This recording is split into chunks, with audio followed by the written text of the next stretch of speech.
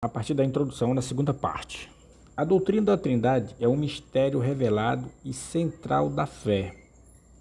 Então, essa doutrina é importantíssima para a fé cristã, porque é um mistério revelado em Cristo, né? E é central para a fé. Um só Deus em três pessoas, coeternas, consubstanciais e distintas. Então, veja, a doutrina da Trindade, nós temos um só Deus. Esse Deus, ele coexiste em três pessoas, ou seja, a coexistência dessas três pessoas, consubstanciais e distintas, ou seja, cada uma das pessoas da Trindade tem uma diferença. Cada uma delas tem um tipo de ação diferente na Terra. Então nós temos o Pai, o Filho e o Espírito Santo. Dentre essas três pessoas, estudaremos nessa lição a identidade, a revelação e a pessoa de Deus o Pai. Então nós vamos estudar a identidade, a revelação e a pessoa de Deus o Pai, aquele de quem procedem o Filho e o Espírito Santo. Ele é o Pai aqui, né? Deus Pai, ele é a fonte eterna da divindade. Ele é o Criador, então Deus é o Criador, o Redentor e o Revelador. Por meio da fé somos convidados a conhecer e nos relacionar com o Pai Celestial. Então, nós estamos vendo aqui nesse ponto, né, aqui na introdução, que nós vamos conhecer a identidade, a revelação e a pessoa de Deus. Nós vimos aqui também que o Espírito Santo e o Filho procedem do Pai. Nós vimos aqui que o Deus Pai, ele é a fonte eterna da divindade, ele é o Criador, ele é o Redentor e ele é o Revelador. Então vamos aqui para o tópico, para o ponto 1, né, e o tópico 1, a identidade de Deus o Pai. Então agora nós vamos conhecer a identidade de Deus o Pai. O Pai é o único Deus verdadeiro. Então nós temos aqui o ponto 1, afirmando que Deus Pai, ele é o único Deus verdadeiro. O Pentateuco, lá em Deuteronômio capítulo 6, verso 4, está escrito: Ouve, Israel, o Senhor nosso Deus é o único Senhor. Então isso está registrado lá em Deuteronômio capítulo 6, verso 4, que o Senhor Deus é o único Senhor. Deus, no Antigo Testamento, é um só Deus, que se revela pelos seus nomes.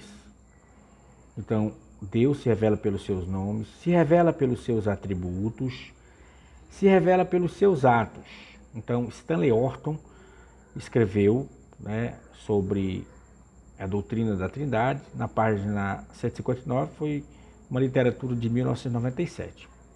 Então, no Antigo Testamento, Deus se revela através de seus nomes, dos seus atributos e dos seus atos. No Novo Testamento, apresenta o Pai como Deus por excelência, identificado 6 vezes com o título de Deus Pai. Então o Novo Testamento identifica Deus com o título de Deus Pai. Nós temos aqui as referências: João capítulo 6, verso 27, 1 Coríntios capítulo 15, verso 24, Gálatas capítulo 1, verso 1 e 3, e a epístola de Paulo ao Efésio, capítulo 6, verso 23, e a primeira epístola de Pedro, capítulo 1, verso 2. Além dessas ocorrências, que ocorrências, né? As 6 ocorrências de Deus Pai no Novo Testamento. Além dessas ocorrências explícitas, então nós temos aqui ocorrências que são explícitas, que estão claramente ali positivadas no texto bíblico. A Bíblia frequentemente se refere a Deus como Pai, destacando o seu papel como Criador, sustentador do universo. Essas referências se encontram em Isaías 63,16, Mateus 6,9 e Efésios 4 e 6. O próprio Jesus se refere a Deus como Pai e ensina os discípulos a orarem. Então nós temos aqui a oração do Pai Nosso, capítulo 6, verso 9 do Evangelho de Mateus, né, quando Jesus fala: Pai Nosso que está no céu, santificado seja o vosso nome, venha a nós o vosso reino, seja feita a tua vontade, assim na terra como no céu. Pão nosso de cada dia nos dai hoje. Então nós temos ali Jesus iniciando a oração e ensinando seus discípulos, né, com o Pai Nosso, chamando Deus de Pai. Então nós temos aqui que uma das identidades de Deus é Deus Pai. Então ele se revela aqui como Pai. Ponto 2. O Pai é a fonte da divindade. Então nós temos uma declaração de fé, né? A Assembleia de Deus tem uma declaração de fé. E nessa declaração de fé professa que Deus é o supremo ser, que ele é eterno, que ele nunca teve começo, que ele nunca teve princípio e nunca terá fim. Então, nós cremos que Deus existe por si mesmo. Então, ele não pode ter um começo, ele não pode ter um princípio, ele não pode ter um fim, porque aí ele deixaria de ser Deus, deixaria de ser o supremo do universo. Então, nós cremos que ele existe por si mesmo. Ele é autoexistente, ele é a primeira causa não causada, né? Como o Pai tem a vida em si mesmo, assim deu também ao Filho ter a vida em si mesmo. Está lá em João capítulo 5, verso 26, o próprio Jesus fala isso, né? Como o Pai tem a vida em si mesmo, né? Então Deus, ele é autoexistente, ele tem a vida em si mesmo. Assim deu também ao Filho ter a vida em si mesmo. Então o Filho aqui, ó, ele tem a vida em si mesmo, da mesma forma que o Pai tem a vida em si mesmo. O Filho tem a vida em si mesmo. Vamos destacar aqui, ó.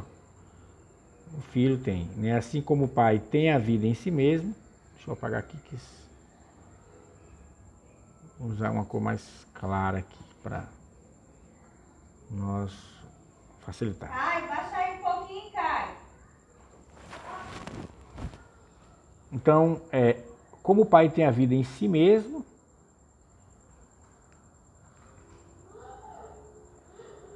o Filho tem a vida também em si mesmo. Então, ele é o Deus imutável. Então, nós estamos falando aqui do Deus Pai, né? Deus, ele é imutável, ele não muda, os seus atributos são imutáveis, o seu senso moral é imutável, a sua santidade é imutável. Então, ele é o Deus imutável desde a eternidade, desde antes da fundação do mundo, está registrado em Salmo 90, verso 2, Malaquias 3, 6, Tiago capítulo 1, verso 17. Ele é o Criador do céu e da terra e de tudo que neles existe. Então Deus, ele é o Criador do céu e da terra e de tudo que neles existe. Está lá em Isaías 45, verso 18 e Atos capítulo 17, verso 24. Ele é o Deus Pai de nosso Senhor Jesus Cristo. Então nós estamos vendo aqui a identidade de Deus, né? Ele é o Deus Pai de nosso Senhor Jesus Cristo. Ele é Espírito doador e mantenedor de toda a vida. Então veja, ele é o Criador dos céus e da terra, de tudo que neles existe. Ele é o Deus Pai de nosso Senhor Jesus Cristo. Ele é o Espírito doador e mantenedor de toda a vida. Está lá em Jó 34, 33, verso 4. O Pai é a primeira pessoa da Trindade. Então vamos destacar que isso aqui é importante. O Pai é a primeira pessoa divina da Santíssima Trindade. Portanto, ele é a origem e fonte eterna da divindade de quem o Filho é gerado e de quem o Espírito procede. Então, o Filho é gerado do Pai e o Espírito procede do Pai. Então, Deus, o Pai, gerou o Filho e o Espírito procede do Pai. O Espírito procede do Pai. Bom, então o que nós vimos aqui, né? Nós vimos aqui no primeiro ponto, né, sobre a identidade de Deus o Pai, né? Nós vimos que ele é o único Deus verdadeiro. Nós vimos que ele se revela no capítulo 6, o verso 4 de Deuteronômio, como o único Senhor, o Deus único, verdadeiro, né? Vimos também que ele se revela pelos seus nomes, pelos seus atributos, pelos seus atos. No Novo Testamento ele se apresenta como Deus Pai, né? Então nós temos 6 referências no Novo Testamento que atribui o título de Deus Pai a ele, né? Isso são nomes explícitos de Deus, né? E a Bíblia também frequentemente se refere a Deus como Pai. né, destacando o seu papel de criador e sustentador. Então Jesus também reforçou essa ideia lá no capítulo 6, verso 9, né, na oração do Pai Nosso, né, quando ele começa dizendo Pai Nosso. Aqui no ponto 2, nós vimos que Deus é a fonte da divindade, né, ele é a fonte de onde origina toda a divindade, né.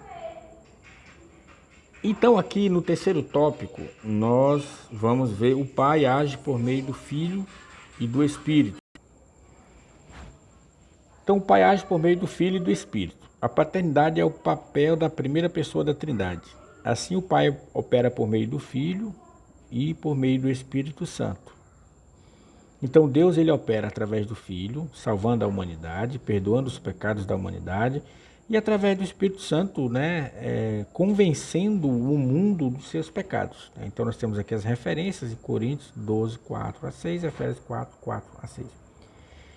Isso não implica inferioridade, mas expressa a maneira como as três pessoas operam inseparavelmente, cada uma conforme a sua distinção pessoal. Então o que nós podemos ver aqui, né? A Trindade, eu costumo usar aqui um exemplo, né, da água. Eu gosto de usar esse exemplo aqui da água, né? A água ela pode se apresentar no estado sólido, líquido e gasoso.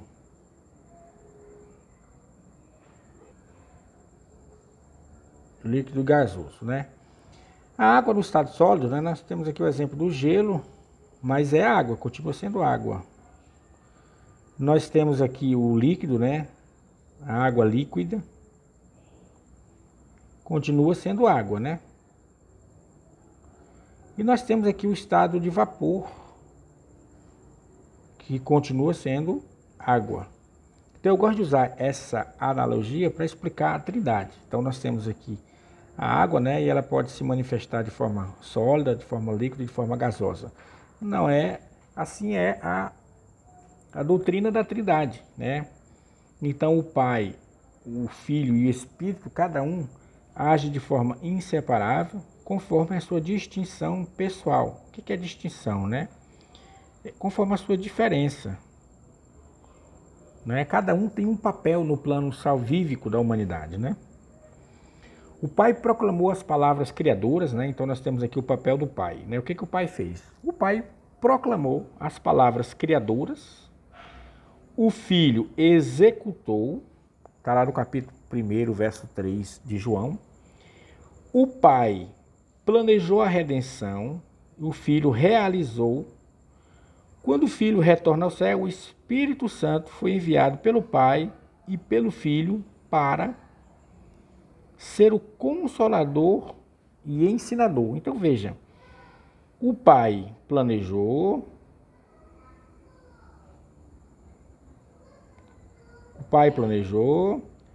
o Filho executou, o Espírito consola, convence. O Espírito consola, convence. Então, cada personagem da Trindade tem seu papel distinto, diferente. Cada um age de forma diferente. Eles são inseparáveis, como nós estamos vendo aqui, ó, na lição, né? Eles operam inseparavelmente.